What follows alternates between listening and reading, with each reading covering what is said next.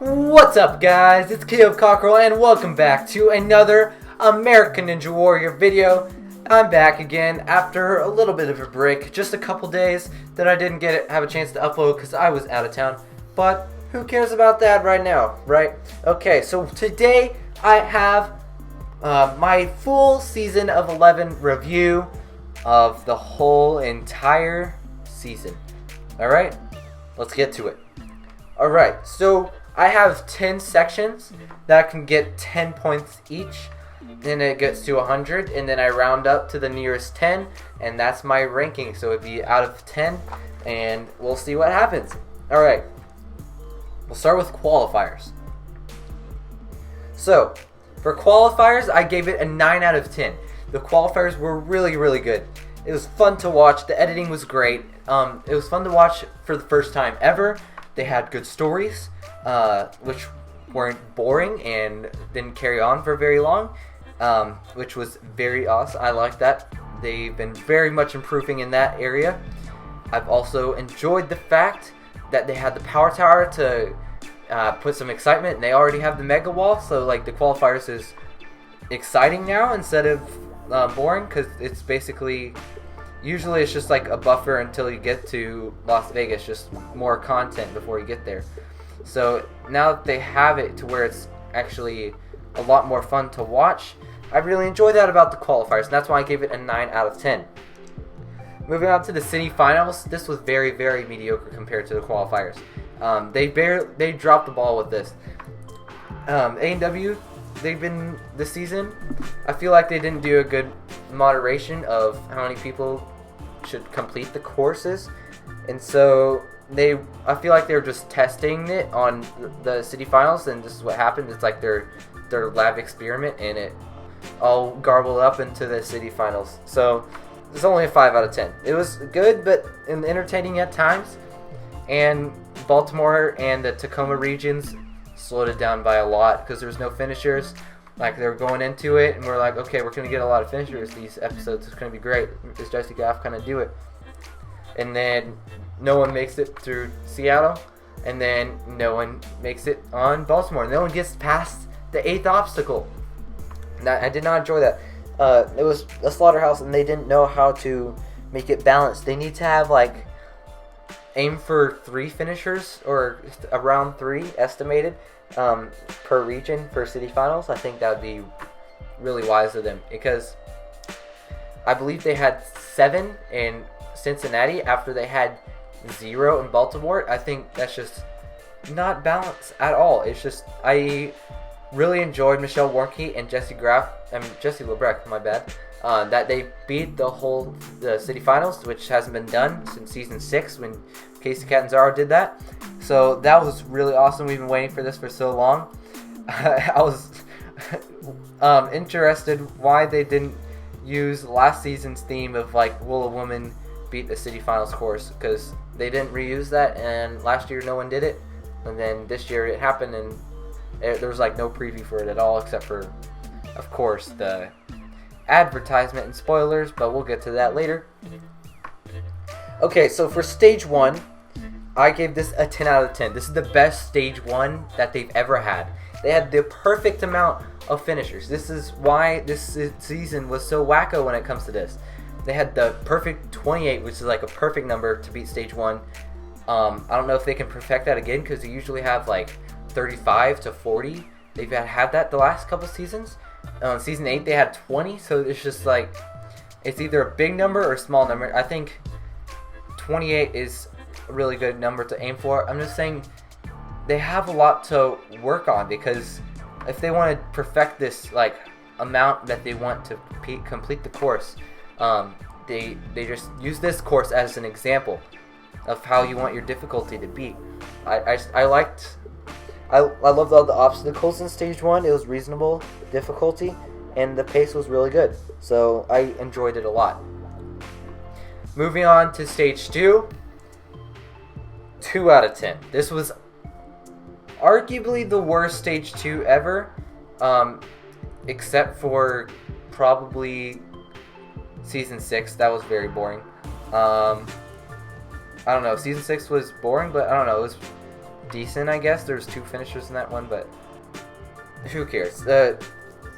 But it was way, way, way too easy for the competitor pool that they had. They had 28 people competing there, and they had 21 finishers.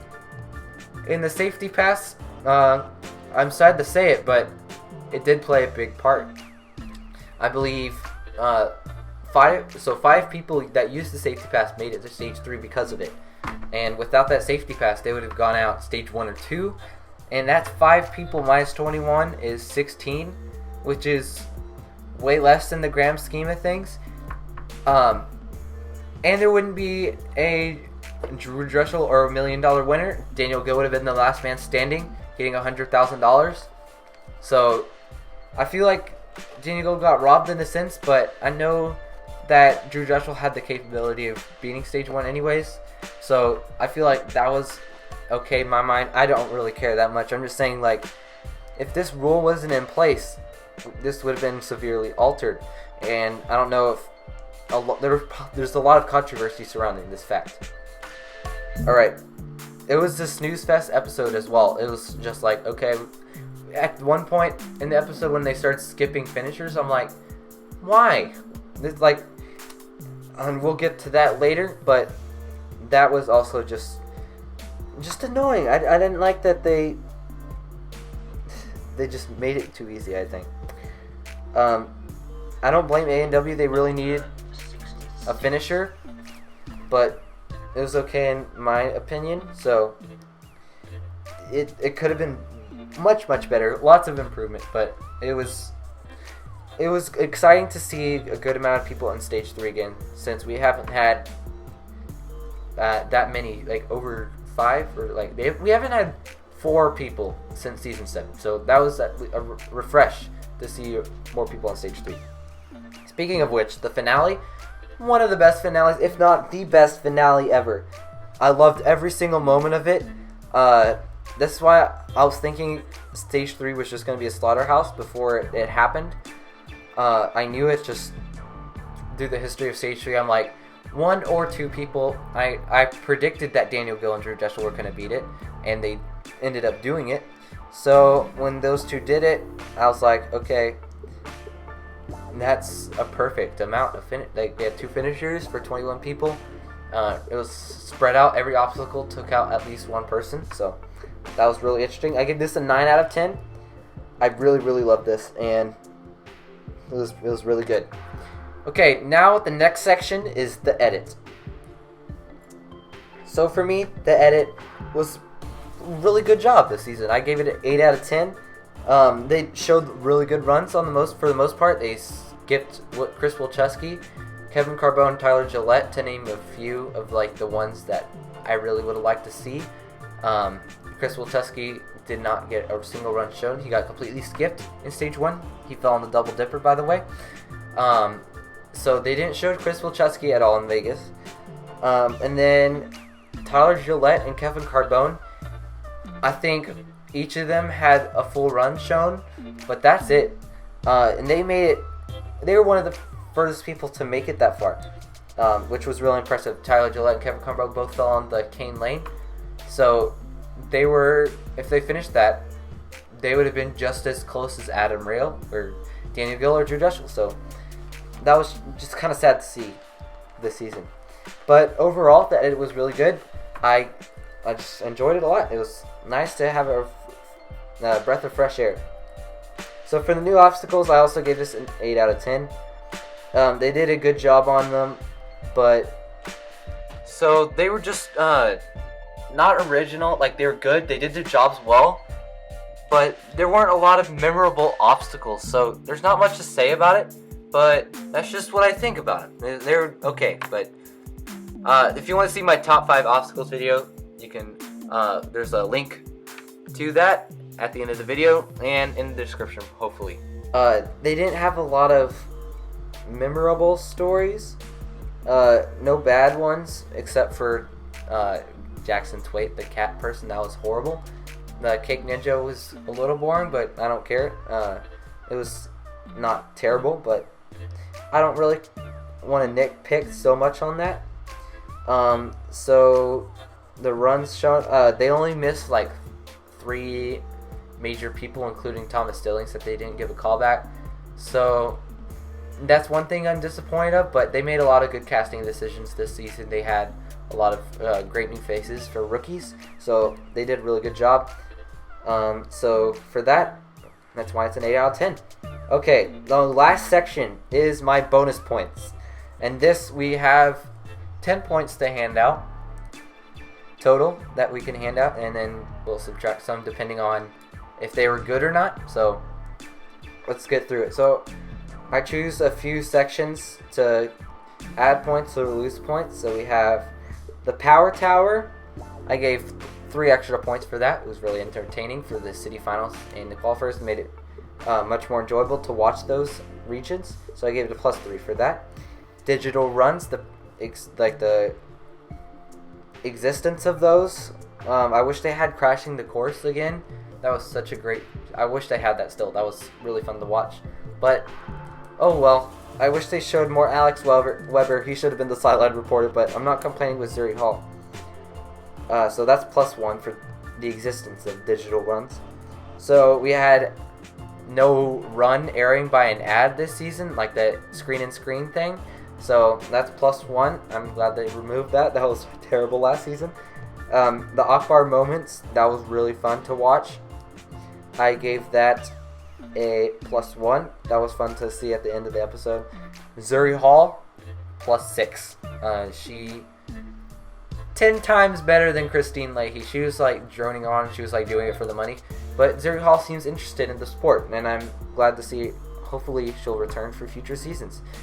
But if not, if you're listening to this, NBC, Alex Weber, I'm just saying, he's a really good guy. That he would be really entertaining.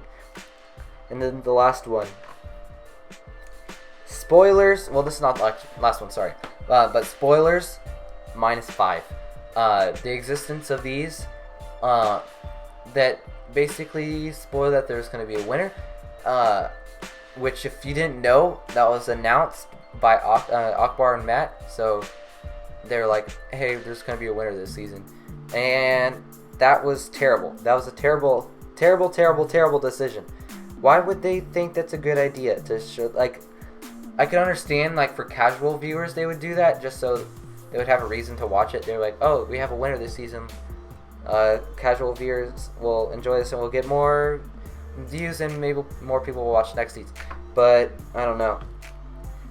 And then the last thing is they brought back the rule that makes people, if 2 people beat Mount Midoriyama, that whoever gets the furthest the fastest gets the $1 million, or whoever gets up to stage 4 the fastest gets $1 million, and the title of American Ninja Warrior, and the other person gets absolutely nothing.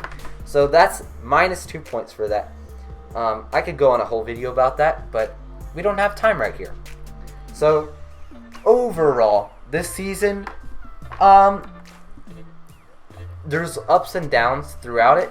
I feel like it was higher than normal. I gave it an 8 out of 10 overall.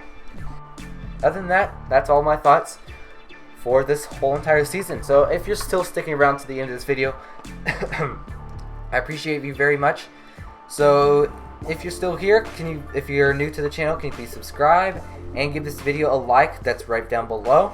And if you've been watching my channel for a while and you still haven't subscribed, be sure to do that as well. It really means a lot. So without further ado, see you guys next time. Click on the screen to subscribe. See you guys later. Bye bye.